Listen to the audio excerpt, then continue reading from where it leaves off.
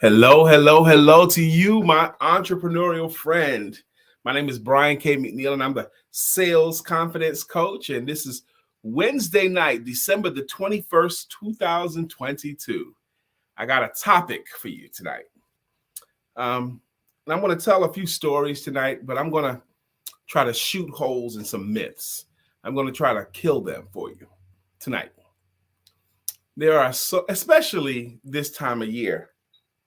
I see studies that say more than 80% of Americans do not like their job. More than 80%. Some studies say 85%, some studies say 90%. But if you look at if you do a Google search, what percentage of Americans like their job? What percentage of Americans do not like their job? And the numbers are pretty consistent, around 80 something percent. And at this time of year, a lot of entrepreneurs, they get their courage summoned up, or employees, and they want to launch out into their own. They see other people doing it and they want to go into business for themselves.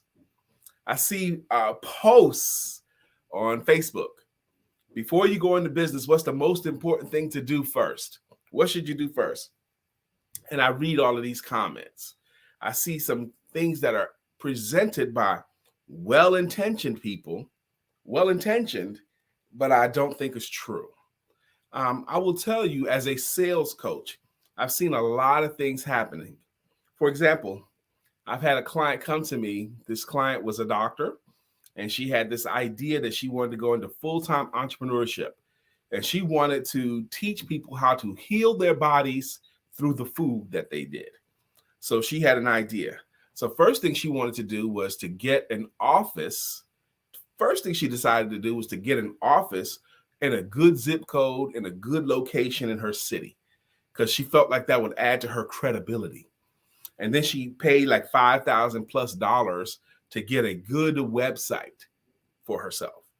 And then she wanted to outfit her office that when people visited her for her consultations, they would feel comfortable, that she was successful. So she wanted to put that together. And then she hired a branding expert to help her with her colors and her schemes. And then she also invested money into a funneling system. And she was going broke fast. And one of her friends said, you need to hire Brian K. McNeil, the sales confidence coach. She had everything that she thought she needed to be in business, except for one thing she did not have. She did not have any paying clients, not even any clients at all. But she had everything else, but no paying clients. I've had another story recently, many times I've heard these stories about people giving good advice, saying before you go into business for yourself, you need to have 6 months of income saved before you go into business for yourself. And that sounds really, really smart. That sounds like a really, really good idea, except for a couple of things. One is, if someone has 6 months of their bills saved, this is what happens to them. They go into business, they got 6 months and they're comfortable. And they start to get really serious about the business at month number 5, when they know within a month, that's if they're very disciplined with their money. They know within a month, oh shoot, they'll be out of money. And then they scramble for what they really need, which is a paying client. I've heard people say, make sure that you have business credit first before you go into business for yourself. Make sure you make sure that you're funding ready so you can borrow money if you're going to business for yourself. I've heard great counsel and all these great suggestions. And I'm going to say to you, what you really need before you go into business for yourself is a paying client. You need somebody to pay you money for the thing that you're offering. You need proof of concept.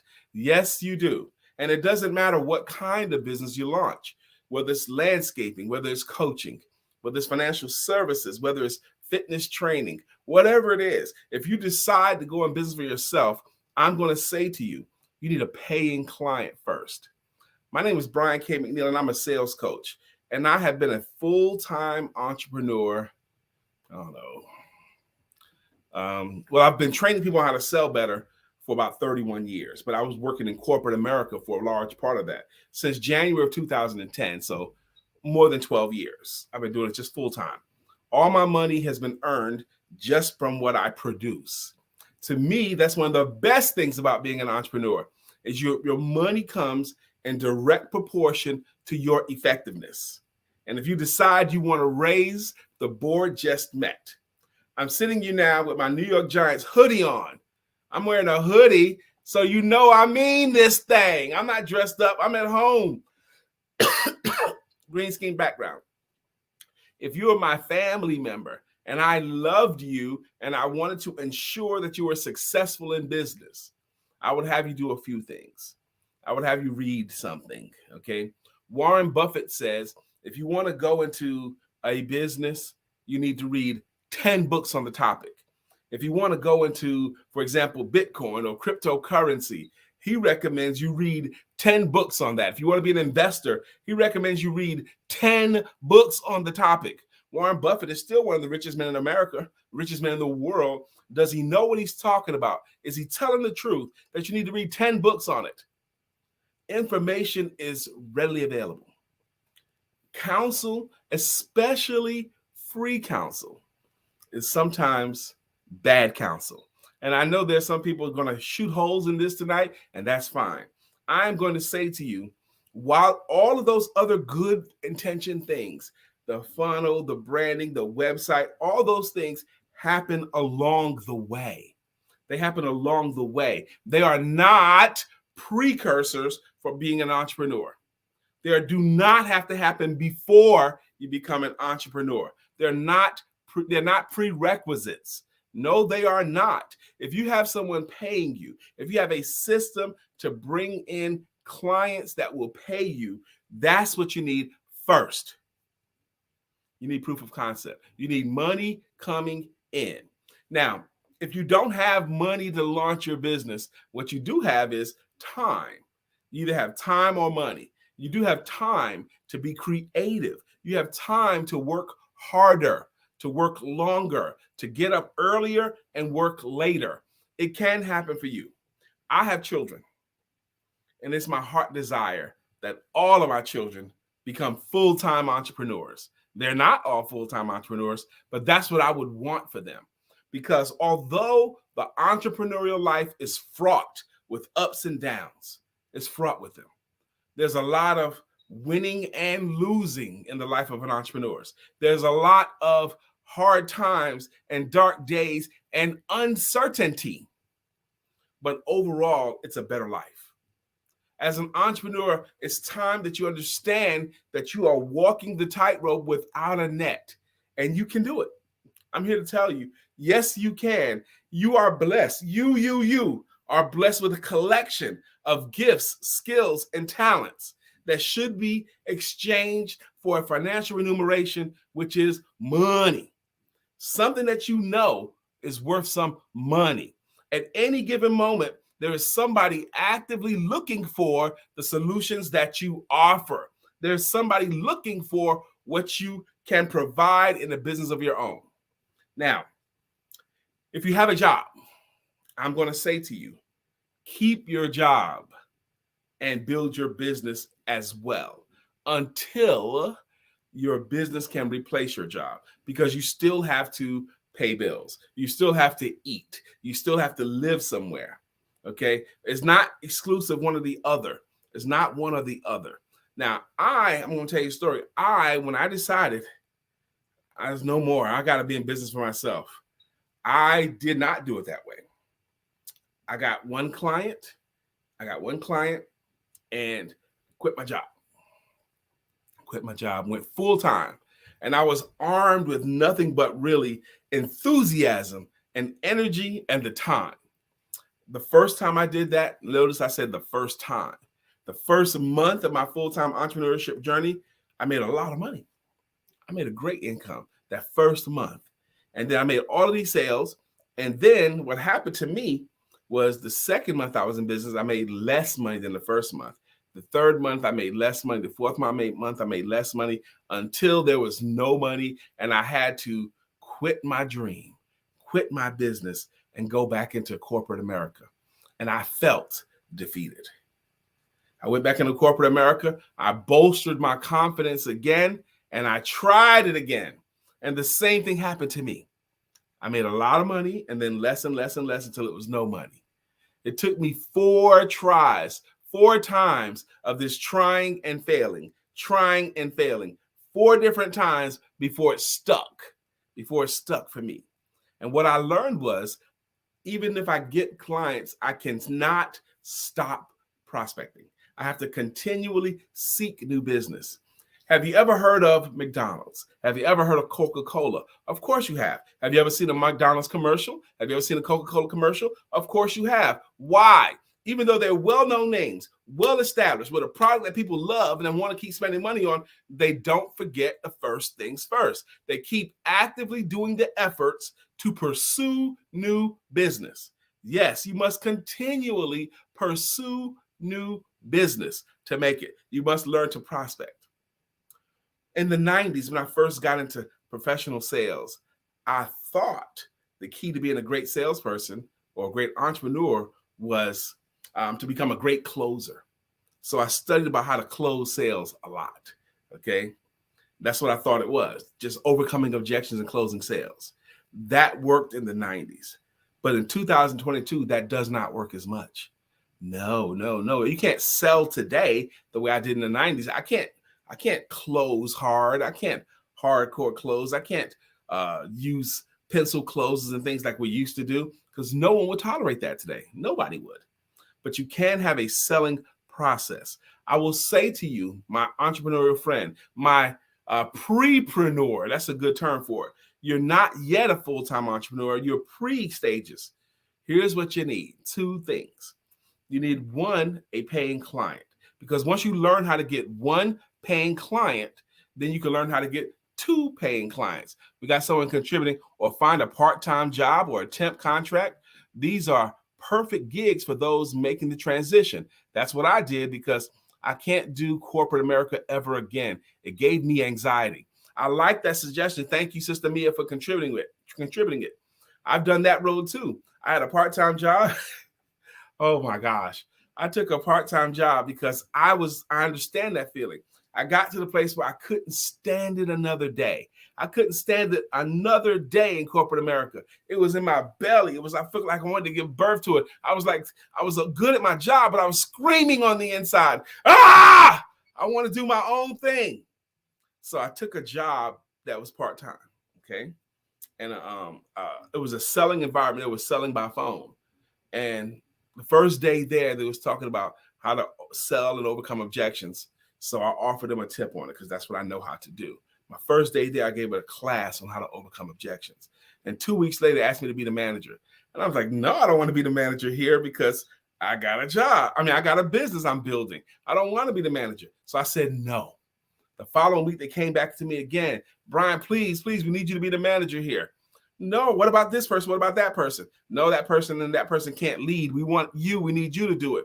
And they threw money at me. They threw more money at me. I said, well, I can't do it every day of the week. Well, can you do 4 days a week? So I'll do Monday through Thursday. And they paid me as if I was full-time. I was off every Friday.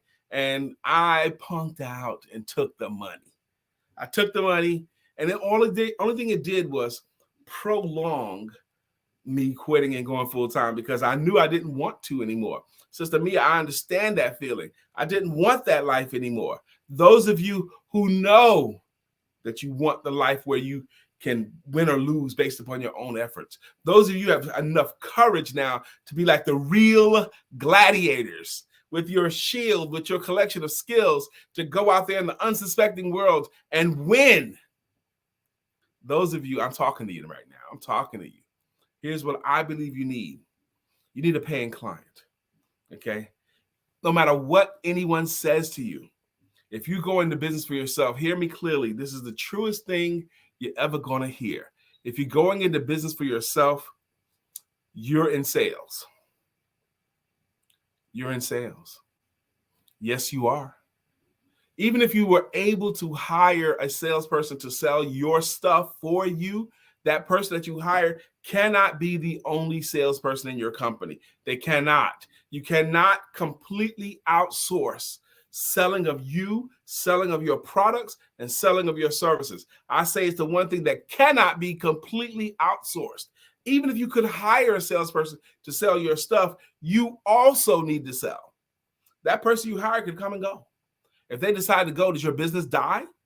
No. You must learn to sell you and your services. Listen to the way I said that.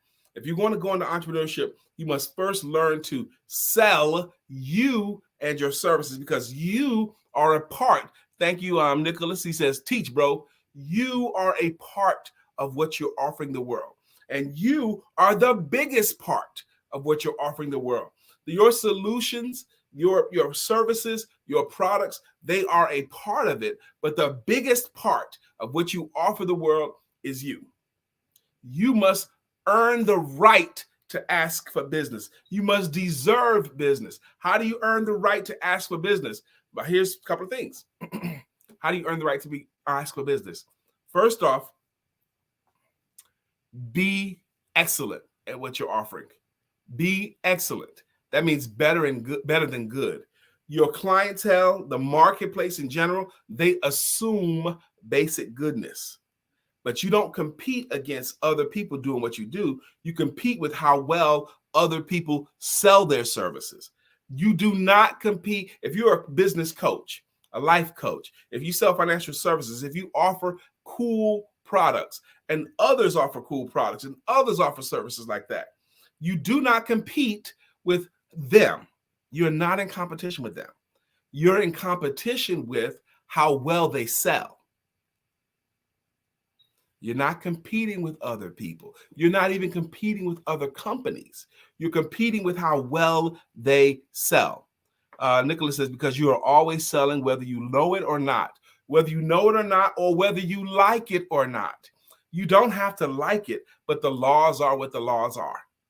There used to be a very popular expression in this country called, if you build a better mousetrap, the world will be the path to your door. That means if you have the best product, you don't have to worry about business and people come to get the best. Let me say to you, that has never been true. Never. Not the one who's best gets all the business. It's the one who sells it the best gets all the business. I'm offering to you this to you in a spirit of love. Sister Angel Guerrero says, people do business with people with who they trust, see as the expert in that field. Yes, kinda. I'm going to kill another myth right there because it came up.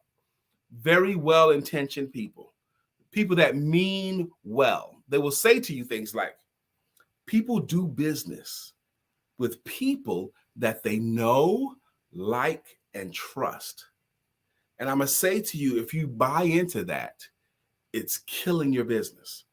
The problem with know, like, and trust is that it's partially true. It's only partially true. Even the concept of know, like, and trust is an abbreviation of the original Greek formula. The original Greek formula says people must like you before they can listen to you. They must listen to you before they can trust you. And they must trust you before they can buy from you. Now, here's where entrepreneurs messed it up. They get caught up in the like and the knowing. They get caught up in that. They must like you only well enough to hear your story. They do not have to like you well enough to have you in their wedding, okay? They do not have to like you well enough to be their best friends. That they don't. They only have to like you enough to hear what you have to say. I teach, Nicholas says, because people bought Pet Rocks, LOL, they sold it well. Pet Rocks was $1 million concept. Colorful rocks that you can have as a pet. What the Pet Rock is a great example. Thanks for bringing that up. Pet rocks were not sold because they're rocks. They did not sell rocks. They sold the story. They sold the story that you can adopt this rock. Okay, they made $1 million business. Art is art. Artists, beautiful pictures, beautiful paintings, beautiful sculptures. They're not sold by what the picture is. They're sold by the story behind the picture. I took this picture as we were helicoptering over the lake. It took me 6 months with one palette knife and 64 colors. That's how you sell art. The story behind the creation. Okay. That's why you are more important. You are the biggest part of what you offer. Friends, I'm presenting this in the spirit of love. I teach a class, I was starting to say, on why people will say yes to you, why people will historically and enthusiastically say yes to you.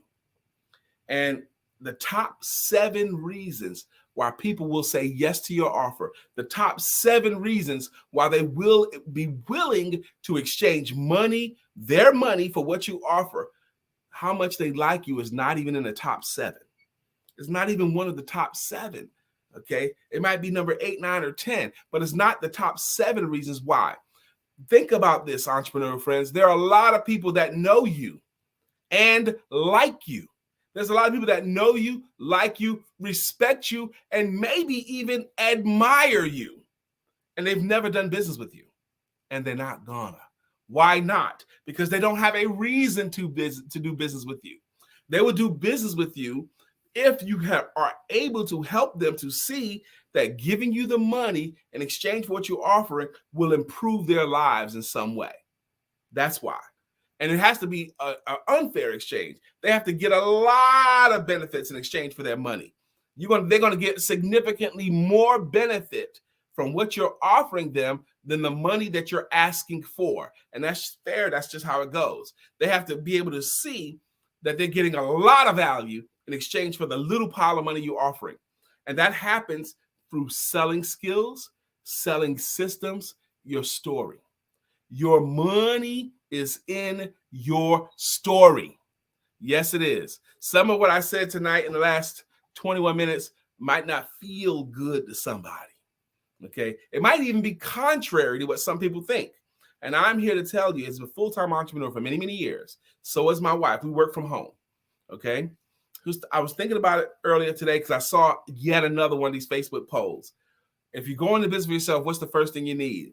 People said stuff like, oh my gosh, they said stuff like you have to do this and the branding, the banking first and all that kind of stuff. And I'm here to dispute that. I'm here to say all those good suggestions happen along the way. They do not have to happen first. What has to happen first is you need a paying client. You need someone that verifies your proof of concept, that what you're offering is worth money. That's what you need. Okay. Even if your idea is a little bit off, if you have someone willing to give you money in exchange for it, you can get another someone willing to give you money in exchange for it. And I'm going to say to you, if you're my child, if you're my friend, if you're someone I know and love, and I want to ensure that you're successful, I will teach you a couple of things first. One is I would make sure you know how to answer the question of what do you do for a living? It has to start there. Can you answer the question of what do you do for a living in a way that feels authentic for yourself? Can you answer it in a way? So many entrepreneurs, and I talk to entrepreneurs daily because of my work as a sales coach, they will give very descriptive answers. What do you do for a living? And they will describe what they do well. Or they will give cute answers and descriptive answers as answering the question of what do you do for a living. They're both fine, but neither one of those things sell or compel. They do not sell or compel your description of what you do. The problem you solve compels and sells. The problem that will be resolved because of you and your services. Because people bought, that's right. Word of mouth from a paying client is a beautiful thing. Yes, it is. Nick Dillon, what's up, man? Let me say this. Today, more so than ever, you have to do a couple of things to be successful as an entrepreneur. One is you have to lower your potential client's risk. You have to help them to lower their risk. How do you help them to lower their potential risk? By having testimonials, by having reviews of good work or good results, verification. Can they look you up and see what others have said about you? Can they look you up and find a lot of other people who have been willing to write or record a video of the effectiveness of your work? Today, if you don't believe people are going to check you out before they give you money, you're being vain. It's all vanity. Everybody's going to check you out. Today, We hardly even watch a movie until we read the reviews. Why is Rotten Tomatoes a billion-dollar company? Because people want to see what the reviews and what the critics and what average people say about the movie before they're willing to give that movie 2 hours of their time. I do.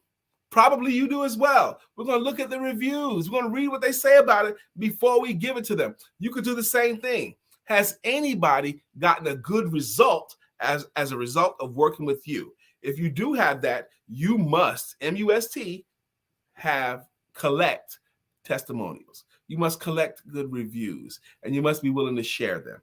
I know that might sound old school. Word of mouth is good. And as a matter of fact, not only is it a beautiful thing, as Nicholas Dillon is suggesting here, I'm going to go so far as to say it's essential. When people request my friendship or connection on LinkedIn, or for example, LinkedIn, I like LinkedIn a whole lot. I'm a LinkedIn guy. I go to their page and I look at their page and I look at what they first say about what they do. And then I scroll down and look at their reviews or endorsements, but reviews more.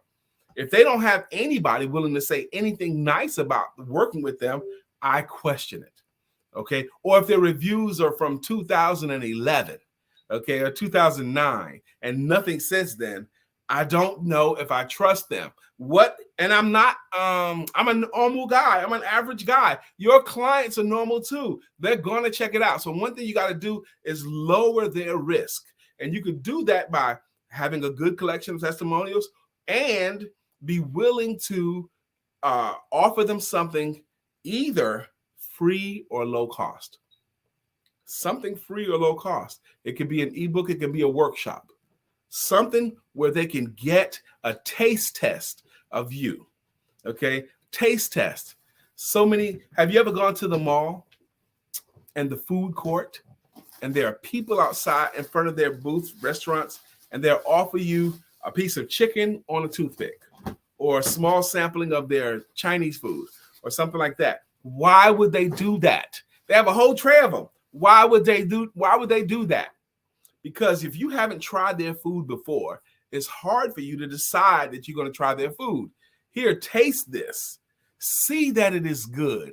And come on over here and buy some more of it. You can do that. Yes, you can. You can find a way to lower their risk first. You also need to find a way to give them a chance to taste test you before you ask for money. Again, you must earn the right to ask for money. How do you earn the right? By doing excellent work. Now, you might say, that's one man's opinion, okay? And you are right. But I work with entrepreneurs and salespeople, organizations, sales forces. This is what I do. This is what I do. This is what I study. This is what I teach. I teach people how to sell themselves and their services better than they ever have before so they can earn more money than ever before. I am not a business coach. I'm not a life coach. I'm not a leadership coach like my friend Nicholas Dillon. All those things are essential. But I don't teach people how to structure their company, even though that's important. You do need to structure your company the right way. I don't teach people how to market their services, even though that's essential as well, because you must create awareness of what you do. Marketing is very important, but so is selling. And I'm going to say to you, if you are not yet full-time entrepreneur, if you desire to become a full-time entrepreneur, if you desire to be a prepreneur, keep your job and work your business as well, I'm going to say to you, the first thing, the most important things you must do is get a paying client.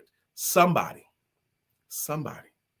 In the classic book, I think it's The Richest Man in Babylon, there's this young man by Clausen. There's this young man who desires to go into sales. This is back in biblical times. He's a camel herder. Takes care of camels. But there's a woman that he wants named Lisha.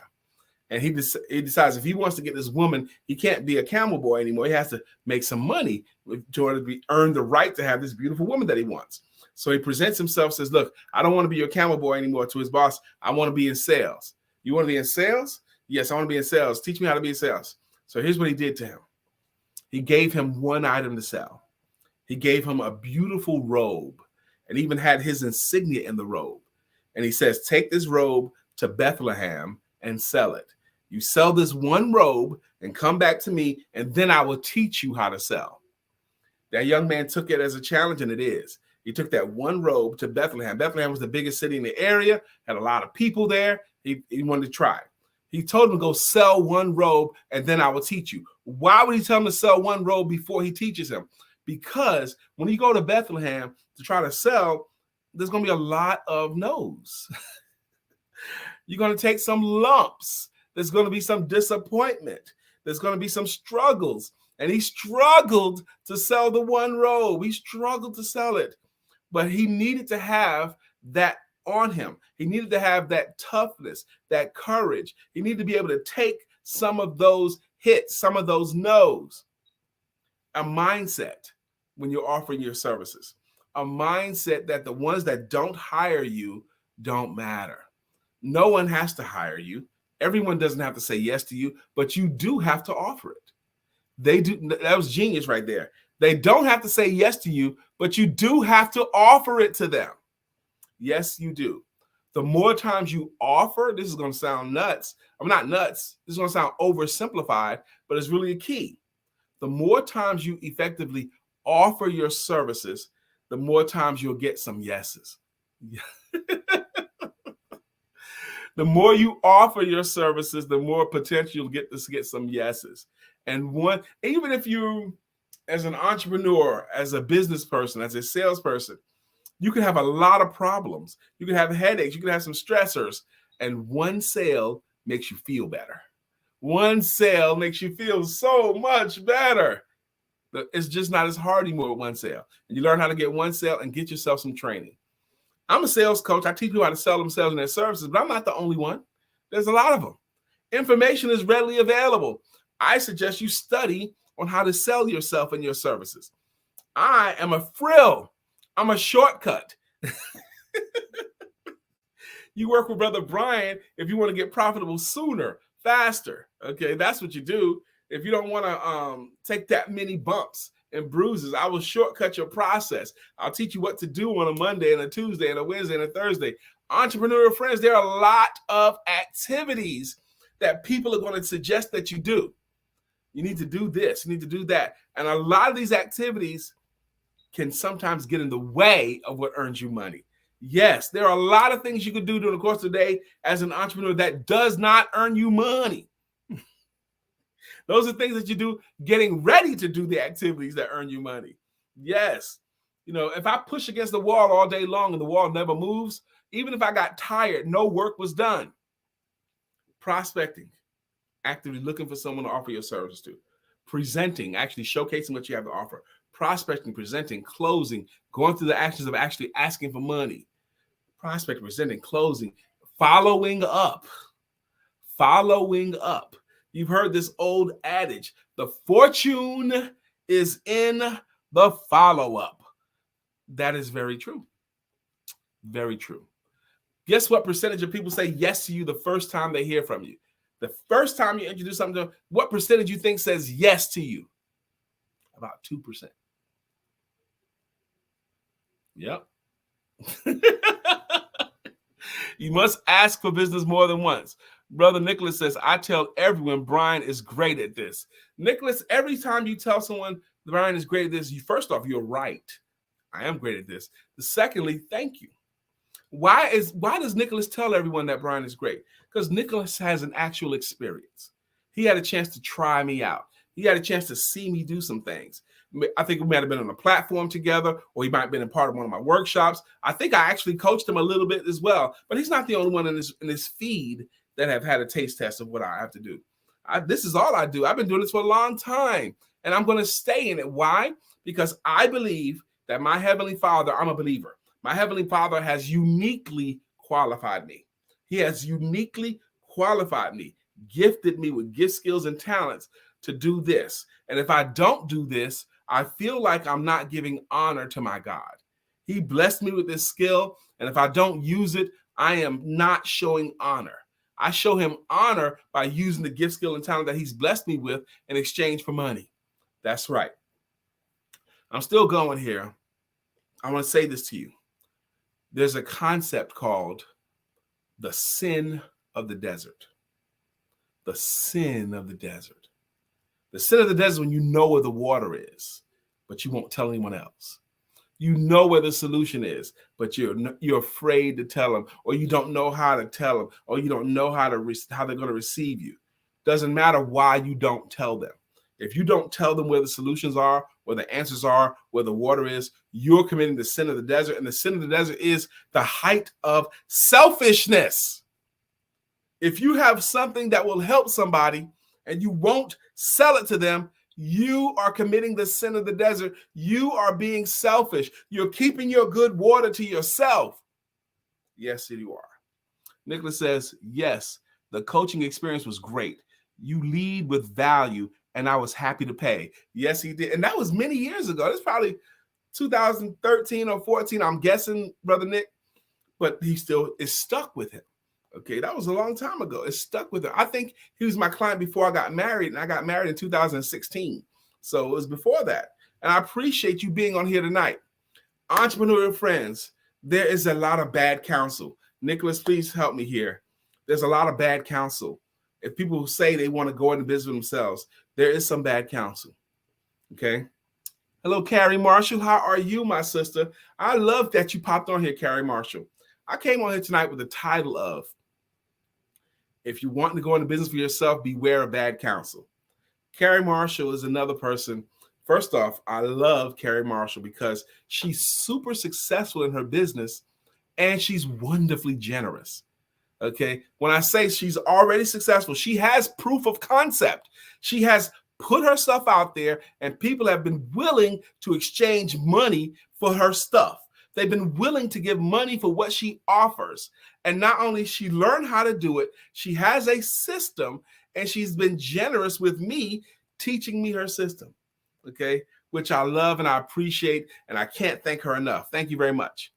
It was 2015. Wow, Nick. I had a gentleman yesterday, 10 o'clock at night, reach out to me via text. Someone that I haven't, and I looked it up, and it's been over a year since I talked to this guy. And he says, Brian, do you have any workshops coming up? I says, yes, I always have workshops coming up. Yes. I said, what's up? What you need? What you want? He goes, well, I'm in sales. I need some help. What do you need? I just need to be a part of what you're doing. And in talking with the man, he felt like he needed sales training, but I didn't think that's what he needed. He needed motivation. He needed inspiration. He needed someone to tell him, yes, you can. As adults, it's very easy. It's very easy, adults, to forget all your great water, all the good stuff about what you offer.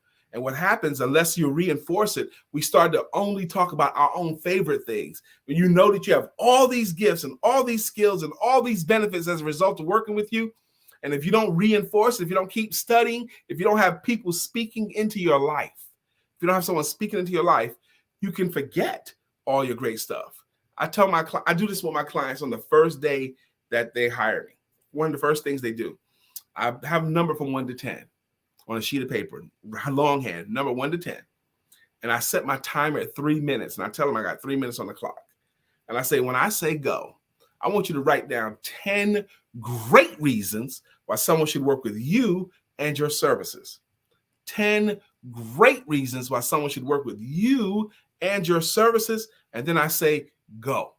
And as they're writing, I'm talking to them while they're writing. I'm asking them questions while they're writing. And while they're on the clock, I am distracting them on purpose.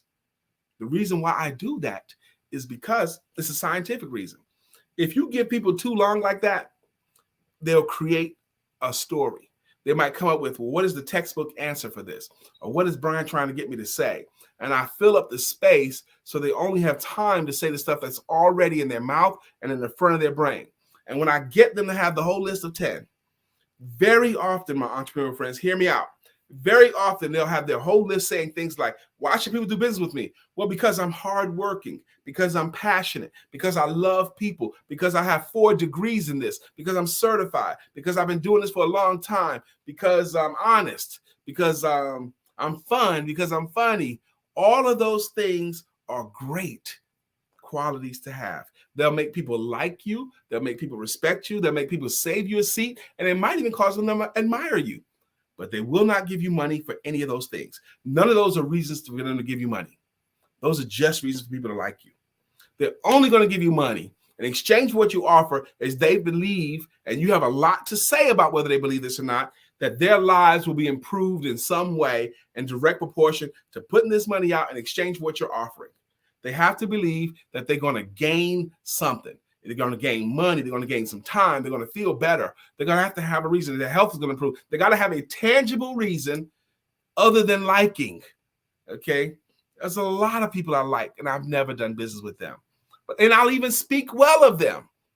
And they'll even speak well of you. Brian, this is when I started in my journey. During the training session, I am forever grateful. I don't see the name on that, but I appreciate you. I appreciate you. This time of year, gear up, okay? You're about to go into the magical week of the year. To me, the magical week of the year, the one magical week of the year is the week between Christmas and New Year's. Those 7 days between Christmas Day and New Year's Day. Oh, Lord, that 1 week, I believe, separates the men from the boys. The week between Christmas and New Year's, and it happened to me because there was one time when I was in Salesforce, and I just decided one year because I had been accustomed to taking it easy. Okay, we're in the holiday season, and I'm going to just chill. I'm going to chill until after New Year's. No one does business around Christmas, right? Because they spent all their money on Christmas gifts. Baloney. No, they didn't. So one year I decided to kick it up and for the week between Christmas and New Year's. And it was the biggest money earning week I had that whole year. I made more money that week than I did some months. And I remember the joy I had after working hard that week between Christmas and New Year's. I remember the joy I had shopping for clothes the first week of January because I had a lot of money. I was like, wow, this is great. I went out and spent a lot of money on clothing because I had earned it like that. You know, I had rocked that month, and then I spent money on my wardrobe. But I felt so good about spending the money because I know this money I was spending on this new vest, this new suit, this new shirt happened because of the efforts I put in that week. Okay, gear up for the week. If you don't know how to prepare for the week between Christmas and New Year's, holla at your boy. I have some tips of what you can do between Christmas and New Year's. Some of you guys have some tips of what you can do. I call it the magical week of the year. The magical week of the year between Christmas and New Year's. I desire for you a life lived doing what you love to do. I honor and respect anybody who is doing whatever it is that they set out to do. I respect people so much willing to put the name of their business on the side of their truck. Okay, I'm a mechanic, a painter. Okay, put it on their truck because they want you to know what they're doing. That's what they decide to do. Okay, I admire and respect the person who cuts grass in excellence. Okay, I admire and respect the person who do hair in excellence. Do everything you have to do excellence in your stuff. If what you offer is not excellent, make it excellent. Okay, get it excellent. Your presentation, get it better. Learn how to sell. Get you some proof of concept and do it the very best you can. One more thing before I wrap tonight, and I appreciate everyone who joined me. One more thing. Sister Leona says, yes, Brian, you are blessed with this gift of teaching talks how to sell. You taught me a lot. I thank you, Sister Leona, for saying that. Let me tell you another reason why I love Leona. Leona, for years, has come back for another dip. She will take her training with me and go do things with it and be gone. And then she'll come back in a year or 6 months. She's come back again and again and again to get another dip. Okay, I call it getting another dip. Another dip. Your soul gets another dip. Your education gets another dip. Leona honors me each time she comes back. Okay, thank you very much. Okay, I got that. Hello, Coach B. Now, there are a lot of people that call me Coach B. I think of 4 people that call me Coach B, and I love it. Okay, Call me Coach B. I call myself Brother Brian. That's what I like. I'm Brother Brian. But I do love people. Okay. I do love people. And I do believe, I'm going to say this too. Okay. I wrote a book called 932. The 9 most important words, the 3 most important skills, and the 2 most important questions. Okay. And this is not just a children's book, it's animated and all that. But the 9 most important words, the 3 most important skills, and the 2 most important questions. But the 3 most important skills, I believe I'm just going to give you guys that. The 3 most important skills I think have more to do with your happiness or sadness, your success or failure, your prosperity or poverty, are these 3 skills. Number 1 is the ability to communicate. Can you articulate a thought in a way that somebody else will understand what you mean clearly? The ability to communicate. And I break communication down into 5 facets: speaking, listening, comprehension, questioning, and written. Okay, but the ability to communicate has a lot to do with how effectively you navigate your way through life. The ability to sell. Can you offer something in exchange for money?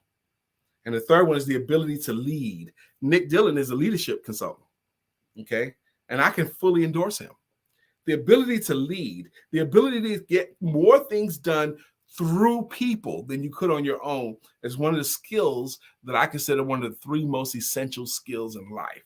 The ability to lead, the ability to sell, and the ability to communicate. I think the ability to communicate helps you in your relationships, in your life, in your work. Okay. The ability to sell. Can you get someone along your way of thinking, whether you're in corporate America or not? Can you get some to buy into what you're thinking and willing to exchange something of value, either their time or their money? I'm going to offer this scripture. I have to do it. I said 5 minutes ago, I'm going to close down. I'm going to say this. Proverbs 11:26. You can look it up. Proverbs 11:26. And I have a Bible app on my phone. And I like to look at, when I look at scriptures, I like to look at lots of different versions of the same scripture. But Proverbs 11:26 says these words: the people curse the ones that withhold the grain. Blessings upon the ones that will sell it. Your grain is your intellectual property. Your grain is what you know. Your grain is the solutions that you have. And the way I interpret that scripture, if you have solutions, if you have grain, if you have good works, if you won't sell it, curses upon you. But if you will sell it, blessings upon you. If you have corn and the people want corn and you're not willing to sell corn, they're going to curse you. But if you have corn and they want the corn and you're willing to sell it, blessings will be upon you. Okay. Your job is to let the world know that you have a way to be helpful, and your job is to sell it to them. That's your responsibility. One more thing. This is another reason why I think you need a sales coach. If you've never learned how to sell formally, you need to work with one. Holla at your boy if you believe you can handle my communication style. It's not the client's, it's not the marketplace responsibility to do your job for you. They do not have to sell your stuff for you. Some people will say stuff and we're staunch about it. I don't sell. I just let people know what I have. And if they want it, they can get it. That person is likely broke or close to broke because they don't understand how the game is. I do this and this. This is another thing. I'm good intentioned people. I do this, this, and this, and they describe it well and stop. And they hope that the clients will figure it on their own. They hope that the people will say, they do this, this, and this. I like them and I want this, this, and this. Hey, can I hire you? Hey, can I buy from you? They're hoping that the clients will close themselves. And I'm here to tell you, they're just not gonna. They're not going to do your work for you. Your work is to offer it to them formally in a way that they can say yes to you. They're not going to do your work for you, entrepreneurial friends. You have to formally ask for what you want. I don't know how to ask. You ever invited anybody to a party? You ever invited anybody to your cookout? Here, do this if you don't know how to ask. Say these words if you don't know how to ask. Once you've let them know what you have to offer, say these words. Will you give us a try? Will you give us a try? Will you give my product a try? Will you give it a try? It's such a non-threatening way to ask for business. Will you give it a try? It's not final, it's not confining, and it's not scary. Will you give it a try? And no matter what they say, it does help you. You must offer it to them. I'm going to say that to you. I've been on here way longer than I thought I would be tonight. I am very easy to find. If you want to continue this conversation with me, I want to continue it with you as well. God bless you guys. Have a beautiful rest of your evening.